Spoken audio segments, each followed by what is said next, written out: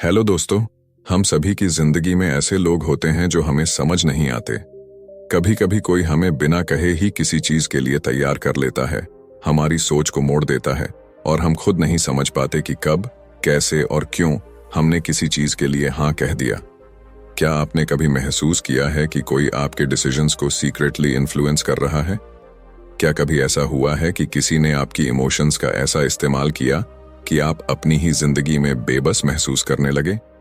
Welcome to the world of dark psychology, एक ऐसी दुनिया जहां इंसानी दिमाग को इस तरह समझा और मैनिपुलेट किया जाता है कि इंसान को खुद ही एहसास नहीं होता कि वह एक इनविजिबल ट्रैप में फंस चुका है। एमी ब्राउन की किताब dark psychology, secrets and manipulation इसी रहस्यमयी दुनिया के बारे में बात करती है। यह किताब उन छिपे हुए साइकोलॉजिकल टेक्निक्स और स्ट्रेटजीज को सामने लाती है जिनका इस्तेमाल दुनिया के सबसे चालाक और चालबाज लोग करते हैं, चाहे वह पॉलिटिशियंस हों, सेल्स एक्सपर्ट्स हों या फिर वो लोग जो सिर्फ अपने सेल्फिश मोटिव्स के लिए दूसरों के दिमाग से खेलते हैं। इस वीडियो में हम इस किताब का डीप एनालिसिस करेंगे, इसकी हर स्ट्रैटेजी को डिकोड करेंगे और आपको यह समझाएंगे कि कैसे लोग आपकी साइकोलॉजी को हैक करके आपको अपनी मर्जी से चलाने की कोशिश करते हैं। लेकिन सिर्फ यही नहीं, हम ये भी जानेंगे कि आप खुद को इन चालाकियों से बचा कैसे सकते हैं। कई लोग ये समझते हैं कि मैनिपुलेशन सिर्फ मूवीज में दिखाया जाने वाला एक कॉन्सेप्ट है, लेकिन हकीकत में यह हमारे रोजमर्रा की जिंदगी में मौजूद है।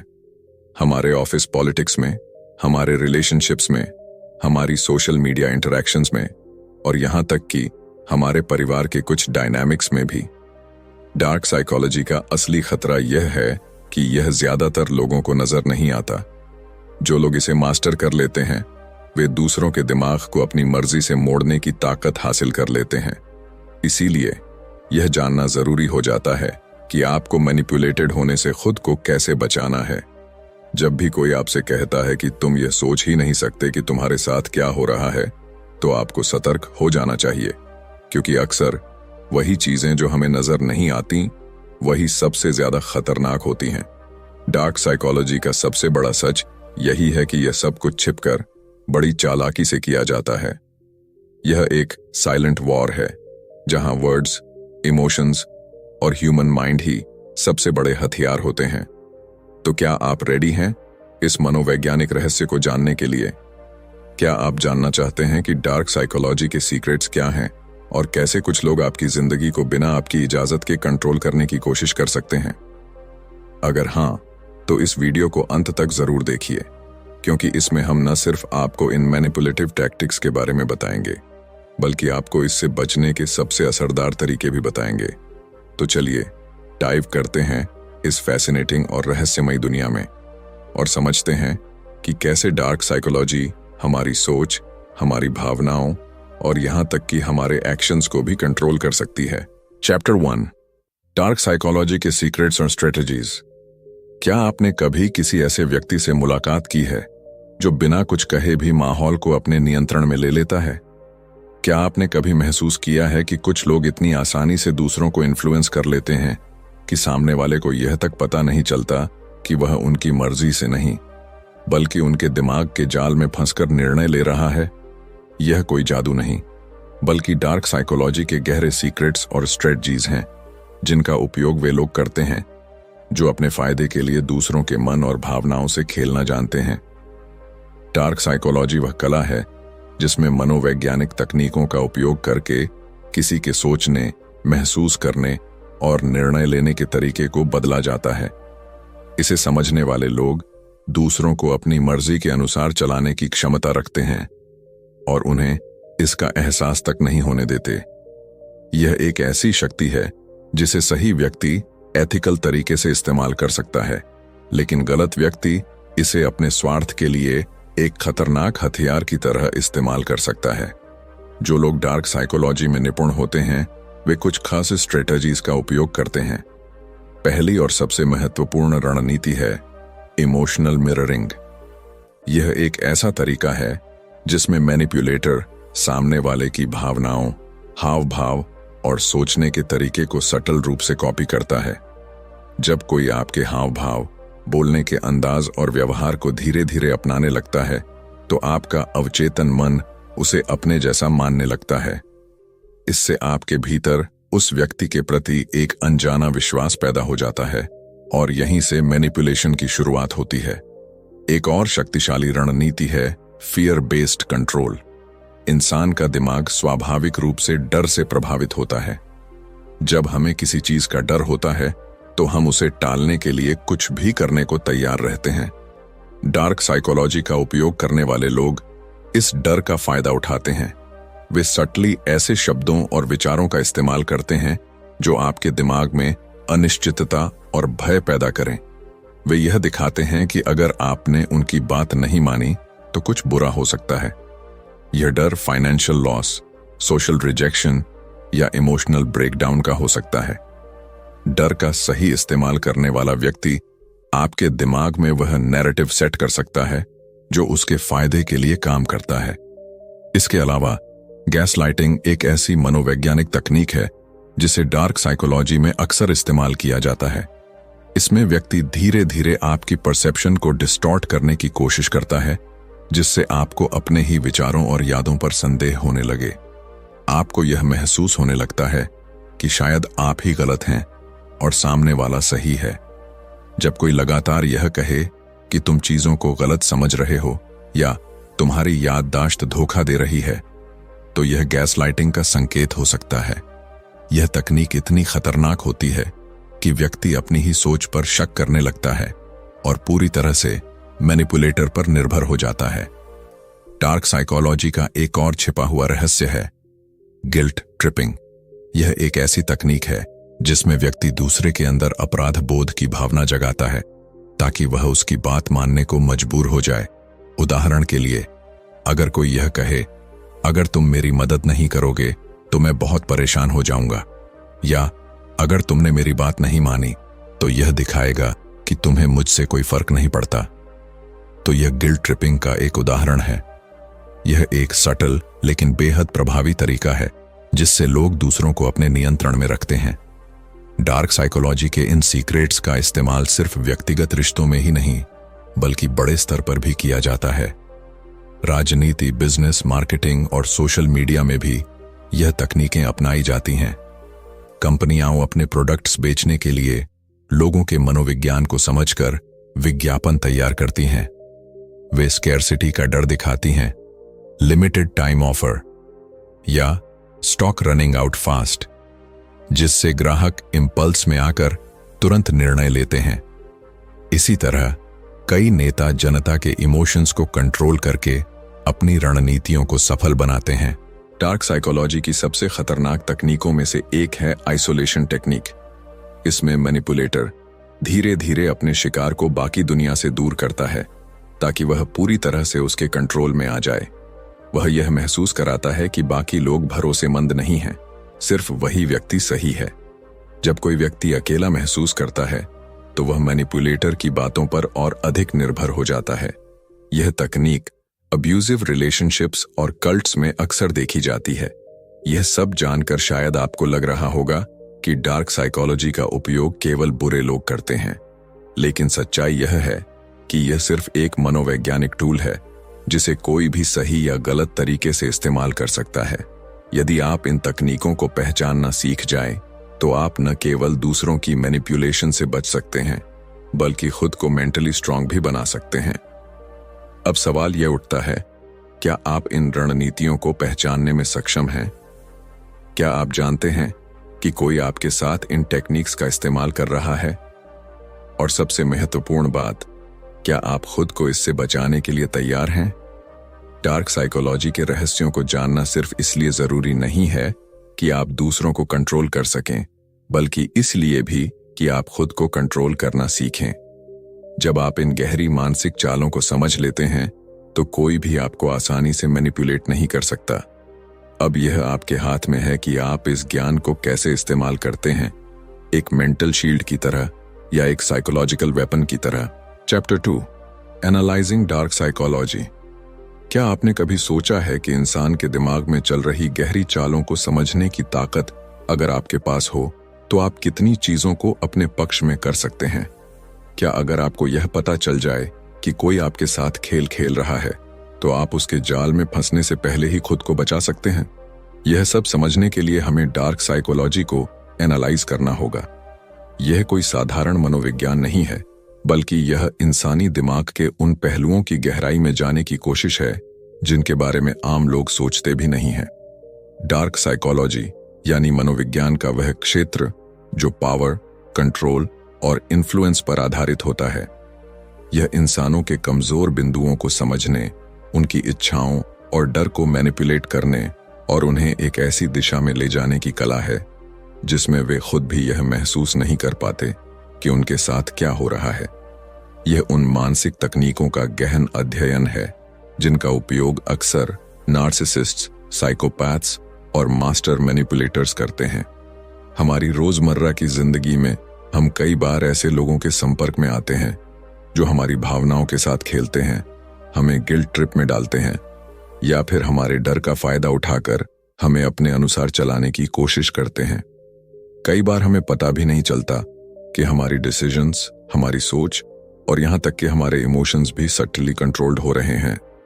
लेकिन जब हम डार्क साइकोलॉजी को एनालाइज करना शुरू करते हैं तो हमें यह समझ में आने लगता है कि किस तरह से कुछ लोग हमारी भावनाओं, हमारी सोच और हमारी धारणाओं को मैनिपुलेट करने की कोशिश कर रहे हैं। डार्क साइकोलॉजी को समझने का सबसे पहला और सबसे जरूरी कदम यह है कि हम यह जानें कि आखिर इंसान का दिमाग कैसे काम करता है। हमारे मनोवैज्ञानिक पैटर्न्स, हमारे फियर्स, डिजायर्स और इनसिक्योरिटीज ही हमें वल्नरेबल बनाते हैं। जब कोई हमें अप्रूवल देता है तो हम खुश होते हैं, और जब कोई हमें इग्नोर करता है तो हम बेचैन हो जाते हैं। जब कोई हमारे डर को ट्रिगर करता है तो हम घबरा जाते हैं, और जब कोई हमें वैलिडेशन देता है तो हम उसके प्रति आकर्षित होने लगते हैं। यही साइकोलॉजी है और यही वह आधार है जिस पर डार्क साइकोलॉजी काम करती है। सोचिए, जब कोई मैनिपुलेटर आपको यह महसूस कराता है कि आप गलत हैं और वह सही है, तो क्या यह सिर्फ एक आर्ग्यूमेंट है? जब कोई आपको यह कहकर कंट्रोल करता है कि आप उसे डिसअपॉइंटेड नहीं करना चाहते, तो क्या यह सिर्फ एक इमोशनल रिक्वेस्ट है? जब कोई आपको फियर बेस्ड डिसीजंस लेने पर मजबूर करता है, तो क्या यह सिर्फ एक चेतावनी है? नहीं, यह सब डार्क साइकोलॉजी के टैक्टिक्स हैं जिनका उपयोग करके लोग दूसरों को कंट्रोल करने की कोशिश करते हैं। डार्क साइकोलॉजी के कुछ सबसे खतरनाक वेपन्स होते हैं: manipulation, deception, gaslighting, guilt tripping और इमोशनल एक्सप्लॉयटेशन। ये सभी टेक्निक्स एक ही चीज पर केंद्रित होती हैं: दूसरे व्यक्ति के इमोशंस और थॉट्स को सटली कंट्रोल करना। जब कोई आपको गिल्ट ट्रिप करता है और आपको इस तरह फील कराता है कि आप बुरे इंसान हैं सिर्फ इसलिए ताकि आप उनकी बात मान लें, तो ये डार्क साइकोलॉजी का एक क्लासिक एग्जाम्पल है। जब कोई आपकी परसेप्शन को मैनिपुलेट करता है और आपको यह विश्वास दिलाने की कोशिश करता है कि आपकी ही सोच गलत है, तो ये गैसलाइटिंग कहलाता है। और जब कोई आपको धीरे धीरे अपने इन्फ्लुएंस में लाने के लिए डिसेप्शन यानी धोखे का इस्तेमाल करता है, तो यह भी डार्क साइकोलॉजी का एक हिस्सा होता है। डार्क साइकोलॉजी का एक और पहलू है पर्सुएजन वर्सेस मैनिपुलेशन। बहुत से लोग पर्सुएजन और मैनिपुलेशन को एक ही चीज समझते हैं, लेकिन दोनों में एक सटल फर्क है। पर्सुएजन यानी मनाने की कला एक एथिकल स्किल होती है जिसमें सामने वाले को बिना दबाव डाले लॉजिक और इमोशंस के संतुलन के साथ अपनी बात पर सहमत किया जाता है। लेकिन मैनिपुलेशन एक अनएथिकल तरीका होता है जिसमें सामने वाले की भावनाओं के साथ खेलकर उसे अपनी मर्जी से कंट्रोल किया जाता है।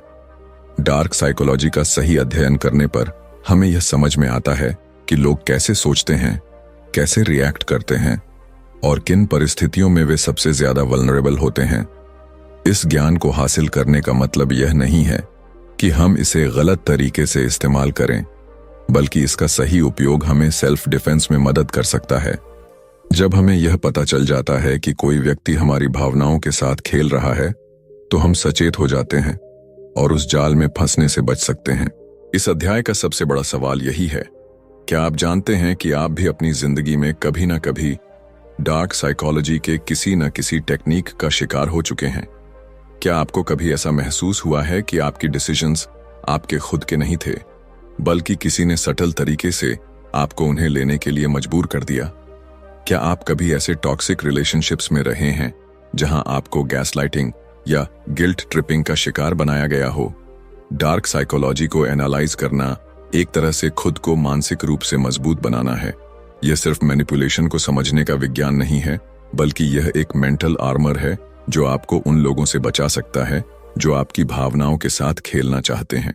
जब आप डार्क साइकोलॉजी के पैटर्न्स को पहचानना सीख जाते हैं तो आप किसी के भी साइकोलॉजिकल गेम्स में फंसने से बच सकते हैं।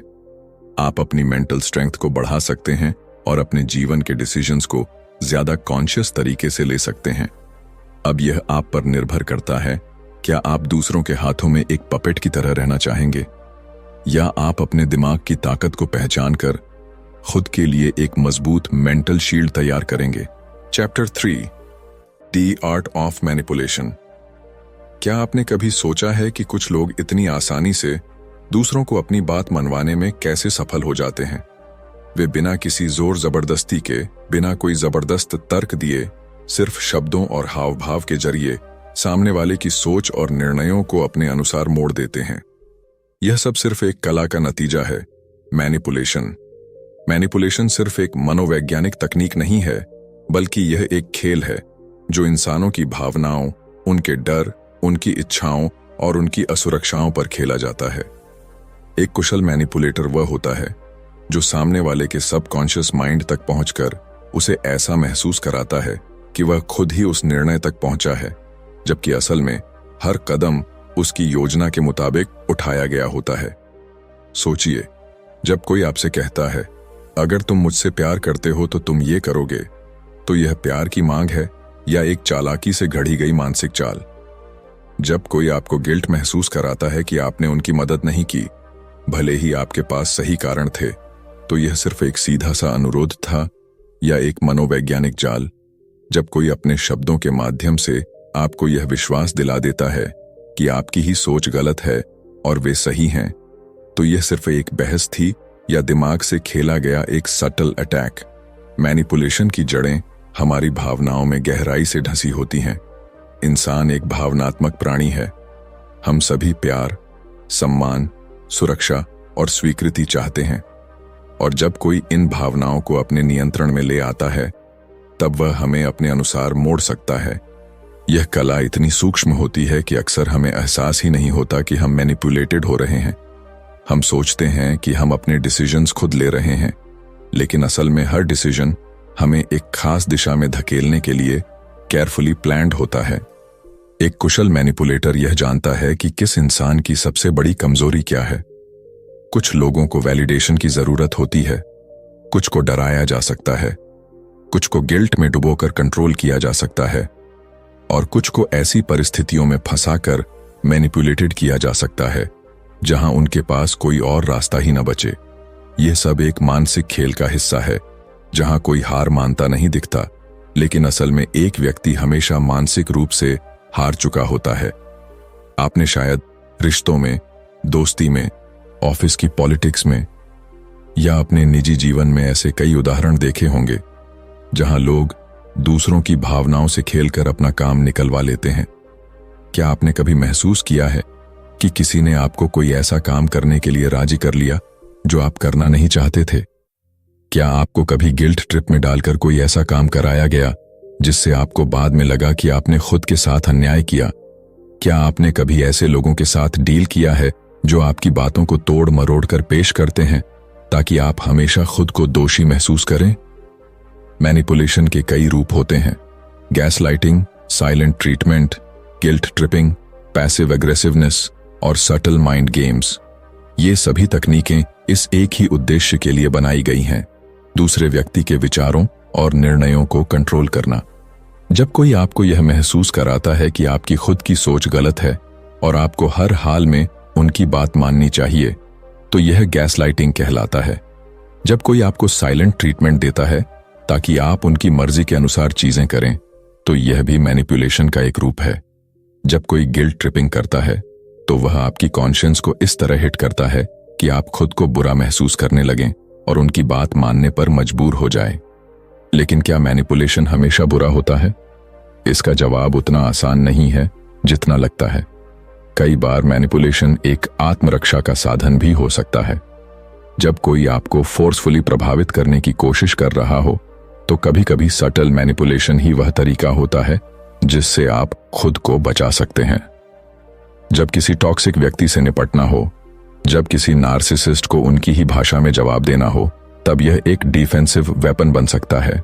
लेकिन यह समझना बेहद जरूरी है कि आपको मैनिपुलेटेड होने से बचने के लिए मैनिपुलेशन को समझना होगा।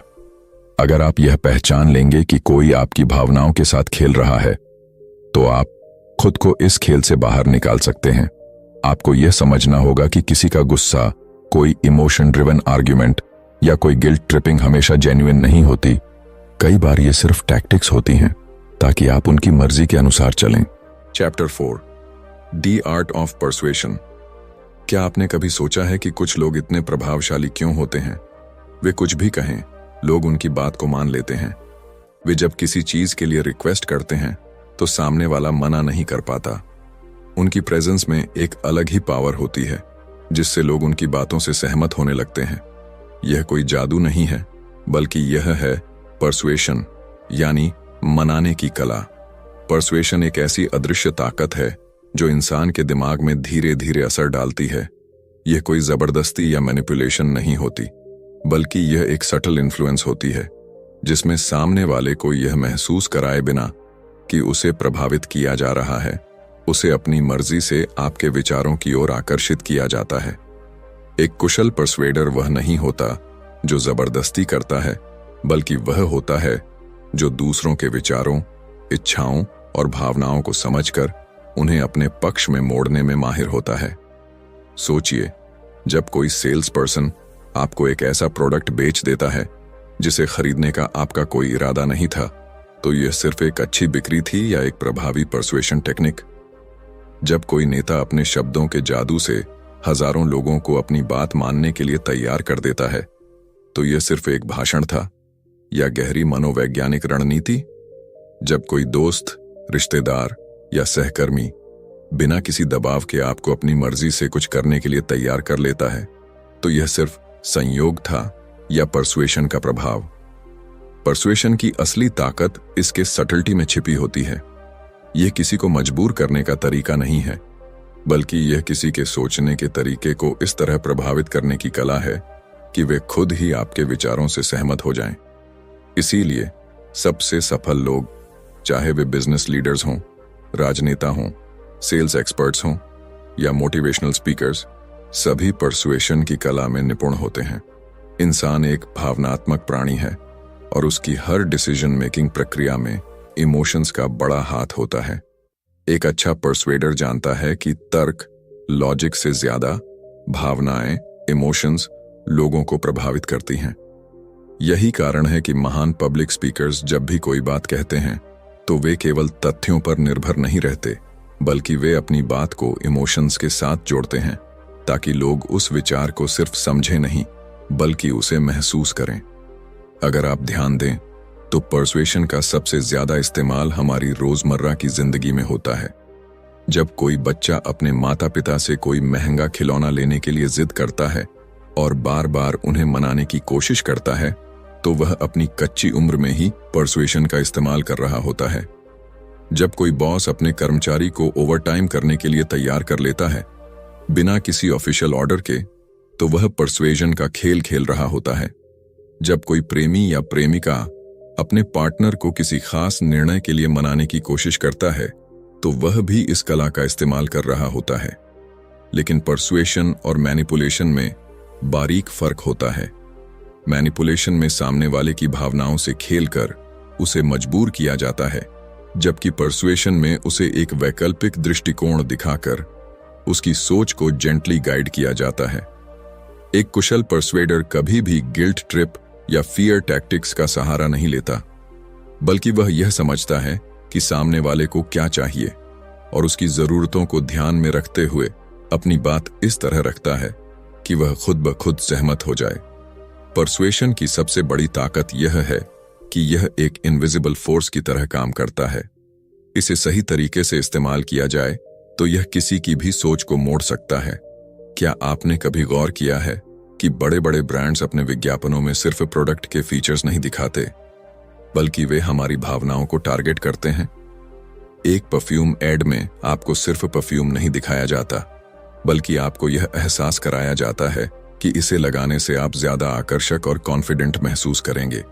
एक कार का विज्ञापन सिर्फ कार के स्पेसिफिकेशंस पर फोकस नहीं करता, बल्कि यह आपके अंदर लग्जरी, एडवेंचर और पावर की भावना जगाता है। यही परसुएशन की असली ताकत है। यह किसी चीज को इस तरह पेश करना कि लोग उसे सिर्फ देखें नहीं, बल्कि उसके साथ जुड़ाव महसूस करें। अब सवाल यह उठता है कि क्या परसुएशन को सीखा जा सकता है? और जवाब है बिल्कुल। यह कोई जन्मजात गुण नहीं है, बल्कि एक सीखी जाने वाली स्किल है। यदि आप इसे समझ लें तो आप अपनी पर्सनल और प्रोफेशनल लाइफ में इसे एक पावरफुल टूल की तरह इस्तेमाल कर सकते हैं। चैप्टर 5, खुद को डार्क साइकोलॉजी से सुरक्षित कैसे रखें। क्या आपने कभी ऐसा महसूस किया है कि कोई व्यक्ति आपको धीरे धीरे कंट्रोल कर रहा है, लेकिन आप यह समझ नहीं पा रहे कि यह हो कैसे रहा है? क्या आपको कभी ऐसा लगा है कि कोई आपकी भावनाओं से खेल रहा है, आपको गिल्ट ट्रिप कर रहा है, या आपको अपनी मर्जी से मैनिपुलेट कर रहा है? अगर हां, तो यह जानना जरूरी है कि आप खुद को डार्क साइकोलॉजी के प्रभाव से कैसे बचा सकते हैं। यह कोई मामूली बात नहीं है, क्योंकि कई बार हम इस मानसिक खेल को पहचान भी नहीं पाते और धीरे धीरे उसके शिकार बनते चले जाते हैं। डार्क साइकोलॉजी का सबसे खतरनाक पहलू यह है कि यह आमतौर पर इतनी सटल होती है कि हमें इसका एहसास ही नहीं होता। यह किसी के शब्दों में छिपी होती है, उनकी टोन में, उनकी बॉडी लैंग्वेज में, और कई बार तो सिर्फ उनकी मौजूदगी में भी। जो लोग इस कला में माहिर होते हैं, वे अपने शिकार को यह महसूस तक नहीं होने देते कि उनके साथ मैनिपुलेशन हो रही है। लेकिन अगर आप इन टेक्निक्स को पहचानना और खुद को सुरक्षित रखना सीख जाते हैं, तो कोई भी आपको आसानी से कंट्रोल नहीं कर सकता। खुद को डार्क साइकोलॉजी से बचाने का सबसे पहला और सबसे जरूरी कदम है सेल्फ अवेयरनेस। अगर आपको अपनी भावनाओं, अपनी सोच और अपनी रिएक्शंस की गहरी समझ होगी, तो कोई भी आपको आसानी से मैनिपुलेट नहीं कर पाएगा। अक्सर मैनिपुलेटिव लोग दूसरों की इनसिक्योरिटीज को टारगेट करते हैं। वे जानना चाहते हैं कि आपको किस चीज की सबसे ज्यादा परवाह है, आपका सबसे बड़ा डर क्या है, और कौन सी चीज आपको सबसे ज्यादा इमोशनली वल्नरेबल बनाती है। अगर आप खुद को अच्छी तरह से जानते हैं और अपनी कमजोरियों को एक्सेप्ट करते हैं, तो आप दूसरों को उन कमजोरियों का फायदा नहीं उठाने देंगे। अगला कदम है इमोशनल बाउंड्रीज बनाना। बहुत से लोग इसलिए मैनिपुलेट होते हैं क्योंकि वे अपनी इमोशनल बाउंड्रीज को डिफाइन नहीं कर पाते। उन्हें यह नहीं पता होता कि कब उन्हें किसी की बात को सीरियसली लेना चाहिए और कब उन्हें अपनी एनर्जी को बचाना चाहिए। एक मैनिपुलेटर हमेशा यह चाहेगा कि आप अपनी बाउंड्रीज को भूल जाएं और उनके अकॉर्डिंग एक्ट करें। वे गिल्ट ट्रिपिंग का सहारा लेंगे, आपको ऑब्लिगेटेड महसूस कराएंगे और कई बार आपकी ही भावनाओं को आपके खिलाफ इस्तेमाल करेंगे। अगर आप अपनी बाउंड्रीज को मजबूत बना लेते हैं और नो कहना सीख जाते हैं, तो आप खुद को इन मानसिक खेलों से बचा सकते हैं। इसके बाद आता है क्रिटिकल थिंकिंग और लॉजिकल एनालिसिस। एक मास्टर मैनिपुलेटर हमेशा इमोशंस का इस्तेमाल करता है, क्योंकि वे जानते हैं कि इमोशंस इंसान को सबसे ज्यादा इन्फ्लुएंस करते हैं। लेकिन अगर आप हर चीज को लॉजिकली एनालाइज करना शुरू कर दें, तो आप मैनिपुलेशन से बच सकते हैं। जब भी कोई आपसे कुछ कहे या आपको किसी बात के लिए पुश करे, तो खुद से पूछिए, क्या यह सच में सही है या यह सिर्फ एक इमोशनल ट्रैप है? कई बार सिर्फ इतना सोचने भर से ही हम मैनिपुलेशन के जाल से बच सकते हैं। डार्क साइकोलॉजी से बचने के लिए सबसे जरूरी चीज है असर्टिवनेस। यह एक ऐसा गुण है जिसमें आप अपनी बात को मजबूती से रखते हैं, लेकिन बिना किसी एग्रेशन के। एक मैनिपुलेटिव व्यक्ति तभी ताकतवर होता है जब सामने वाला कमजोर हो। लेकिन जब आप खुद पर कॉन्फिडेंट होते हैं, अपनी राय को साफ तरीके से रखते हैं और बिना दबाव में आए अपने फैसले लेते हैं, तो कोई भी आपको आसानी से मैनिपुलेट नहीं कर सकता। इसके अलावा अपने आसपास के लोगों को समझना भी बेहद जरूरी है। अक्सर जो लोग हमें मैनिपुलेट करते हैं, वे हमारी रोजमर्रा की जिंदगी में ही होते हैं। दोस्त, सहकर्मी, रिश्तेदार या कभी कभी तो हमारे सबसे करीबी लोग भी। वे धीरे धीरे हमें इमोशनल ट्रैप्स में फंसाते हैं और हमें यह एहसास तक नहीं होने देते कि वे हमारे दिमाग के साथ खेल रहे हैं। इसीलिए लोगों के वर्ड्स से ज्यादा उनके एक्शंस पर ध्यान देना जरूरी है। अगर कोई बार बार आपके सेल्फ एस्टीम को गिराने की कोशिश कर रहा है, आपको गिल्ट ट्रिप कर रहा है या आपको मेंटली एग्जॉस्ट कर रहा है, तो यह एक रेड फ्लैग है। डार्क साइकोलॉजी से बचने के लिए सबसे प्रभावी तरीका यह है कि आप खुद को मानसिक रूप से मजबूत बनाएं। इसका मतलब है सेल्फ रिस्पेक्ट, सेल्फ वर्थ और सेल्फ कॉन्फिडेंस को बढ़ाना। जब कोई मैनिपुलेटर देखता है कि आप अपनी वैल्यू को समझते हैं, तो वे आपको कंट्रोल करने में असफल हो जाते हैं। वे हमेशा उन लोगों को टारगेट करते हैं जो इमोशनल वैलिडेशन की तलाश में होते हैं, जिन्हें अप्रूवल चाहिए होता है या जो इजीली इन्फ्लुएंस्ड होते हैं। लेकिन अगर आप अपनी वैल्यू खुद पहचानते हैं, तो कोई भी आपको गिल्ट ट्रिप करके कंट्रोल नहीं कर पाएगा। डार्क साइकोलॉजी से बचने के लिए एक और जरूरी चीज है डिस्टेंस मेंटेन करना। अगर आपको यह एहसास हो जाए कि कोई व्यक्ति लगातार आपकी मेंटल हेल्थ को प्रभावित कर रहा है, तो सबसे अच्छा तरीका है कि आप उससे धीरे धीरे डिस्टेंस बना लें। यह हर बार पॉसिबल नहीं होता, लेकिन जहां भी मौका मिले वहां आपको टॉक्सिक लोगों से दूर रहने की कोशिश करनी चाहिए। कभी कभी सबसे अच्छा सेल्फ डिफेंस यही होता है कि आप मैनिपुलेशन के सोर्स से ही दूर हो जाएं। सबसे महत्वपूर्ण बात यह है कि खुद को विक्टिम माइंडसेट से बाहर निकालें।